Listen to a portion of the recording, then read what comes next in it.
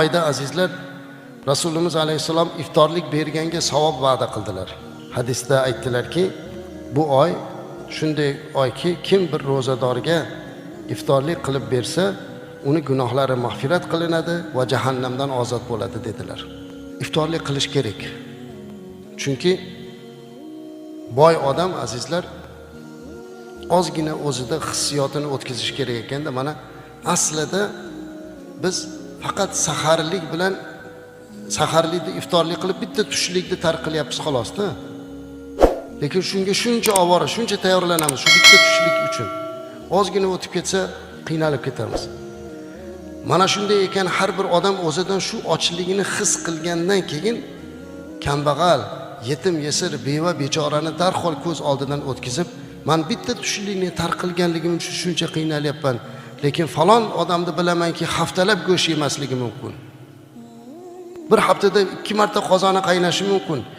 Shu odamga juda qiyin ekan, men unga yordam berishim kerak degan tasavvur paydo bo'lishi kerak. Mana bu ro'zadan ko'zlangan taqvoni ziyoda bo'lishining nishonasi. İftorlikni biz har safar aytamiz. Birodarlar, iftorlik qilishlik savob, lekin iftorlik berish degani bu marosim qilish bo'yicha musobaqa qilish emas. Dabdababozlik emas. Eng tanqis taomlarni qo'yib, dasturxonni to'ldirib, hammani qorni to'q bo'lgan odamlarni chaqirib turib qilishlik emas.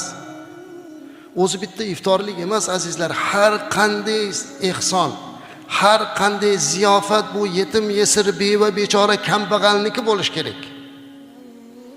Chunki payg'ambarimiz alayhi salatu vassalam yozilinajak dasturxonlar ichida, qilinajak ziyofatlar ichida eng yomoni shunday ziyofatiki, qorni to'qlarni taklif qilib, qorni ochlarni chaqirilmaydigan ziyofat dedilar.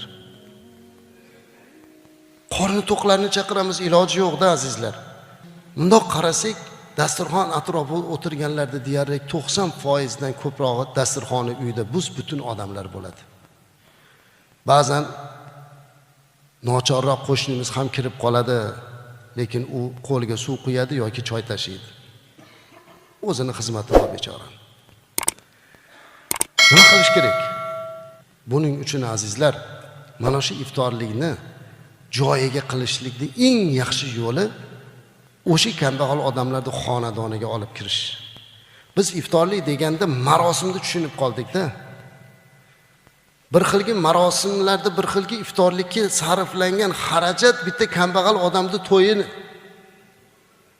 Mana shu ketgan xarajatni taqsim qilib hech kimga bildirmasdan Alloh uchun borib eshigini taqqillatib bitta kambag'alni qo'liga berib, mana buni bola chaqangiz bilan iftorlik qilasiz deng. Rasululloh alayhisalom va'da qilgandek, sizni u dunyoda Alloh taolo Rasulullohning hovuzlaridan suvni ichirib, jannatga kirguningizcha chanqamaydigan holatga qo'yib qo'yadi.